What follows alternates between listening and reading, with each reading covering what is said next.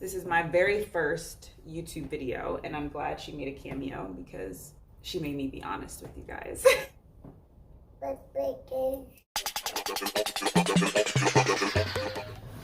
Whew, okay, I'm about to get started. I have nothing on my face, literally just grapeseed oil from earlier this morning. I drink seltzer water out of a wine glass. It just makes me a little bit more excited about drinking water. With all that said, let's get right into it. So I'm gonna start with brows, and I use my Benefit eyebrow pencil. It is the, I guess they call it a pencil or definer. I don't like the one that's slanted, but the packaging looks so similar, and I remember I literally grabbed the wrong pencil because I was confused by the packaging, so I only used this one. I always brush my brow hairs up. My brows could definitely be tweezed, but I'm going to carry on without tweezing them and just let them grow because my brows are barely there to begin with anyways. So I usually start with my left brow because it has a gap, and I just fill that puppy right in like that. Pro tip, do not hold your eyebrow pencil like a writing utensil because you're not writing, you're filling in gaps. Well, that's a tip I learned from Beyonce's makeup artist. Like, I think I inherently did it that way, but I was way more conscious about like literally holding it at the very end. I should be able to fill in my brows just like this. That's that. And I'm gonna brush it out because if it's too strong in the front, I just brush it out to make it look more realistic. Same thing to the other side, except I don't really have as many gaps in this brow, so I'm just kind of following the shape that already exists, extending the brow just a tad. I try not to go past the outer corner of my eye because then it doesn't look as realistic. I mean, if I want to give drama, then I'll do it, but that's not the goal. There's another brow hack that I have that I can't wait to share. Should I demo it on the first video? Why not? Why hold back, right? I instantly knew it was a game changer. So, are you ready? Okay, the brow trick is use edge control. Yes, I said it. Edge control as a way to hold your brows in place. I recognize that people use soap, people use glue, people use so many different things to keep their brows in place, but I have never seen anyone use edge control. Any type of hair pomade really will work. And I like the edge control, this one in particular. I mean, well, it's not necessarily edge control, it's actually Shine Jam, or Jam by Shine. And I like this one because it gives a sheen. Now, don't get me wrong, I've used hair bonding glue to do this and it works just as well, but sometimes it dries a little white or just has a slight cast to it. Whereas Jam, or most edge control, have just the right amount of glycerin in it so that it's gonna give you a sheen to your brow, so you won't get that white cast look that you can't get rid of. I mean, you don't want your brows to ever be too shiny because in a photo that looks ugly. You don't want to look like you have oily brows. So I'm just using a mascara spoolie to block these in. All right, so now I'm gonna go in and sculpt out the brow, my favorite part, to complete the brow and really snatch them and make them super clean, especially since I have not tweezed them or done them and there's some new growth, is going to be sculpting them out with concealer. I'm using a MAC Studio Finish NW45 to do that, and also a MAC, I forget what brush this is, a MAC 212 flat definer brush. I'm just going to go in.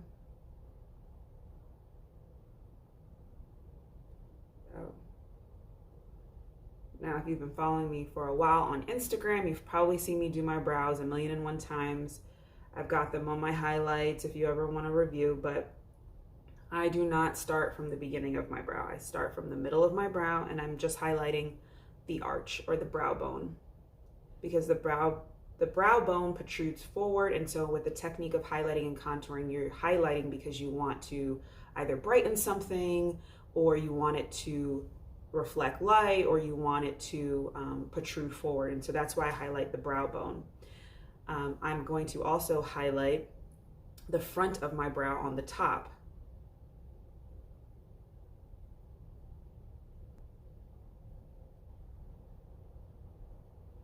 When I'm looking in the mirror, I do tend to turn my head so I can make sure I'm seeing the look from all angles. My flat definer brush is positioned this way, not necessarily this way. I prefer this way. And I just come across the front. And then I'll just use my finger to blend the rest out into my forehead.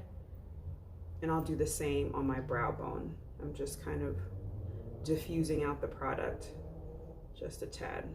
So it's a little bit of a bounce tap and a little bit of a swiping motion, but mainly a tap, because I don't want to swipe and rub the product off. And that's how I snatch my brow. Do the same thing to the other side.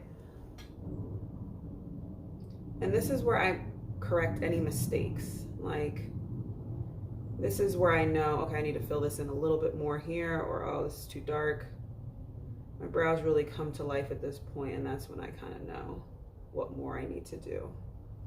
Like, this tail is looking a little janky, and I can fix that. And that's okay. You can make mistakes. You can correct it. I oftentimes feel like a lot of women will rework, and even artists too, like you'll rework the same area over and over and over again, over blend it, then add more product, then over blend it. Sometimes just walk away or put the brush down, move on to another area of the face, come back, do a different step. And then once you've done that, you can kind of, the problem lets you know what to do, you know? This one looks a little bit thicker. Once you come at it from a different perspective, you can really see how to correct it. And so now, all I'm gonna do is just fill in this front part in just a hair more. I'm gonna bring it down just a tad because it's a little bit wider. That side's a little bit wider than this one, or thicker. That's it. Just a hair. This brow looks good. This one needs some love.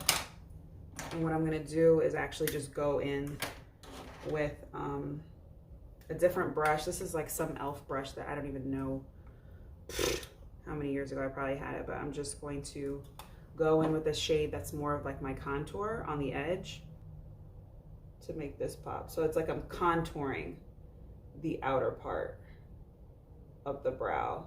So that makes it clean and more defined. But I don't want to use the same shade that I used here or here, because this is an area that I want to contour because it's receding or it's going away from my face. Contouring is to add depth, the dimension, to hollow something out, to make something look leaner, smaller, darker, and it's, you place it on areas that recede. So like the temples of the face, this nook right here in your eye socket, the sides of the nose, you know, underneath the chin. You don't want to use a shade that is too light, because then you're just gonna make that look like it's coming forward and bring more attention to it. That's a quick way to highlight and contour your brows and not have halo brow, in a sense, where you're trying to over blend and get rid of that look that you have concealer there in the first place. I'm all about minimizing steps. And if I don't need to put product in a place where it's not needed, I am not going to. I do not want to sit here and waste my time blending, over blending, and reblending. Don't nobody got time for that. I am a mom. Thank God my baby girl is sleeping right now. I don't have time to be reworking the same area over and over again. Stop overworking certain areas on your face. Move on, skip steps that are unnecessary. Yeah. So that's my brow. It's all finished, nice and sculpted, no halo brow. I didn't have to overwork the area repeatedly trying to blend it out. Put a little bit of a darker concealer on the edges. on the tail to make it nice and blended. So now I'm ready for my face. I'm gonna get into skin. I'm not gonna talk through this one because I'm gonna be able to work a lot faster so you can see real time how long it takes me to actually do this. So I decided instead of just playing music, I want to definitely do a voiceover so I can explain step by step what I'm doing. Right now, I'm applying the concealer with my brush in a very liberal motion. I'm using some tapping motions. I'm using some swiping motions because I'm working very, very quickly. Whenever I teach one-on-ones, I always let my client know, pay attention to the amount of pressure that I'm applying and pay attention to the way I'm holding my brush. The way you hold your brush is going to help you have a lighter touch. It may look like I'm kind of using a lot of pressure, but honestly, it's like I'm dancing on my face. It's just a very light tap and a light swipe in most cases because the products that I'm using are very richly pigmented. MAC Studio Finish Concealer has a great full coverage finish, so there's really no need for me to press in the product and overwork the area. I start with concealer first because it's just a great way to really transform my face. I personally have dark circles, dark eyes, and so if I've got on a brow and some concealer, like I already feel done up. I don't even really need foundation, but I start with this step first just because it really is a great base for setting up my look for exactly how I want it to be. So I work in the T-zone area and put the concealer exactly where I need it, which is underneath my eyes, down the bridge of my nose, the tip of my cupid's bow, my chin, as well as my forehead. Now I'm ready to apply my contour. So here in this step, I use the Fenty Matchstick in Espresso shade. I love this shade because it's the perfect amount of warmth. There's a little bit of a neutral tone to it, but it's the perfect amount of warmth and contour for my face. I'm obsessed. And I also love the fact that it's a stick foundation, but it is truly matte. So you're not going to get a super oily finish as time goes on. And so right now I'm using a Bdellium 968 brush to buff it in. I am not about perfection in this step. With highlighting and then contouring and then laying the foundation on top of what I just did, it allows me to kind of be as messy as I want to be. I just literally think about placing the contour exactly where I want it before applying my foundation. So basically this technique is called underpainting, and it's where you apply your concealer and your contour shade first, and then the next step is foundation. In my opinion, this is the easy part. In this step, I'm using my MAC brush. I forget the number, but I will tag it below. I'm using my MAC brush to apply my Dior Beauty foundation. It is a liquid matte foundation. I love it. I'm obsessed. The interesting thing about it is that it oxidizes quite a bit. So it's one of those foundations where if you tried it on in the store, you might think it doesn't match you. But that's why my tip whenever you're trying on foundation in the store is to always walk around. Like if you're in Sephora, put on your foundation, but then walk away, go to another store. I mean, put the product back first, don't steal anything, but walk away, go to another store, come back and see how the makeup looks on you in a few minutes, like 10 minutes, 15 minutes. I don't care. Go to Starbucks and then come right back. Because if you notice, this looks a little bit green, a little bit olive, and sometimes a little bit neutral, but then literally by the end of this video, you're going to see how it just starts to take shape and blend right into my face. So the technique that I'm doing right now in terms of applying the foundation is literally going over my mouth, my jawline, my chin, which is areas of the face that I'd never touched, but then I go into the lines of demarcation and then lightly take whatever's left on the brush to just apply it all over the face. So if you noticed, I was going into my forehead, I was going onto my cheekbone, the high points of my cheekbone, and right now I'm just lightly taking whatever's left on the brush and just going over underneath my eye and going over the bridge of my nose. It's really simple, and it allows me to, like I said, be messy in the beginning, and then this is where I can kind of make sure everything is flawless, everything is seamless, without having to place foundation all over my face when I don't necessarily need it all over my face. And again, this part is the dance for me. It's light, it's taps, I'm bouncing, I'm flowing, it's effortless. And here she comes. I knew it was only a matter of time before she had to make a cameo. I got as much makeup on during her nap time, and honestly, I'm grateful because this was a great step to start off with her on my lap. Right now, I'm just setting everything that I did prior. I'm taking my MAC, I believe it's a 224 brush. If it's not, I'm definitely going to tag it below to make sure I have the right brush tagged, and I'm using my Laura Mercier powder to lightly, not baking, but lightly tap in this translucent loose powder. I always start with like a light, fine little veil of product to just set the under eye area, and then I'll go in a second time with a little bit more product. It's more of a building approach to applying under eye powder because everyone's always asking me, how do I avoid cakiness? How do I avoid under eye creasing? You gotta build it. You don't need as much product as you think. The skin underneath your eye is very thin anyway, so you don't want to pile it on. Then after I, there she goes again. Then after I powder underneath my eye, I go into my forehead.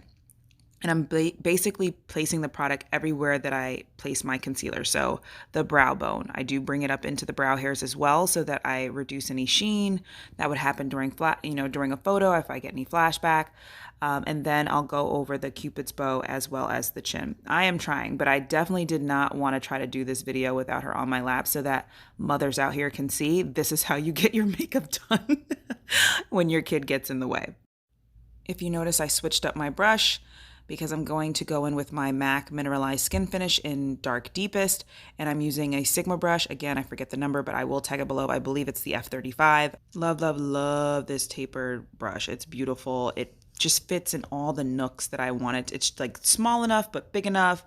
It's just perfect. It's definitely a great brush to carry around in your bag if you want to touch up as well. So I'm just going in very liberally, as you can see, because I'm rushing because she is on a clock. She will need to eat soon. And I'm just really focusing on the T-zone or the center of my face because that's where your pores are the largest and you're going to get oily the fastest. So the purpose of powder is just to lock everything in so you have minimal movement for as long as possible. And then we go in with a little bit of, I hate to say it, but it's a product that's discontinued. But it is one of my favorites. It is an Iman Cosmetics loose powder. It is in shade Clay Medium Dark. I love it because it's just enough to lift without altering. Again, it's not going to alter too much of what I did, but it just lifts the tone just a tad. It's the perfect undertone for me as a brown girl. It's one of my favorites. I'm so sad that they are going to be discontinued, but I will work my hardest to find a really great dupe. But I personally love Clay Medium Dark for me in my T-zone. It just works for me. Next step is to apply their luminous foundation right in the T-zone. I start with my forehead and then I go into the high points of my face.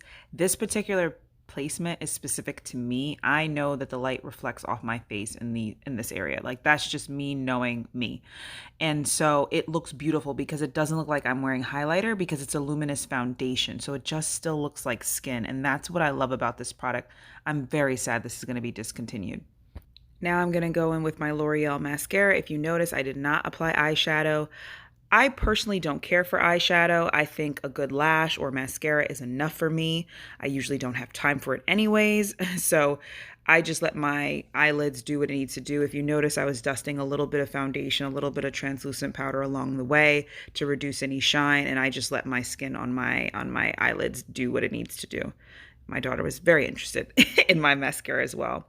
And then lastly, I'm just going to pop on this Fenty gloss, which I'm obsessed with all Fenty glosses. It's in chocolate diamond and it just works. And that's pretty much the look. I mean, I'm going to take one more glance at it, but if I need to go out in the day and I want to look nice, I want to look like I tried, this is it. She's ready. Hope you all enjoyed this makeup look. Thank you for making a cameo, baby girl.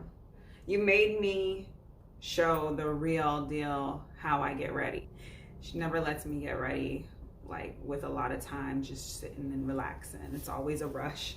I make it a point to try my very best to put some effort into myself. It's such a conscious thing. Like I have to tell myself, no, put on something. Like, no, do your brows. Like, make yourself look nice. Like, look in the mirror before you walk out the house. Like, do something for you, you know? So subscribe to my channel, like, share. I don't know, what am I supposed to say? Comment below. Oh, wait, hold on. Follow me on Instagram. Okay, bye, guys. That's it. That's all I got.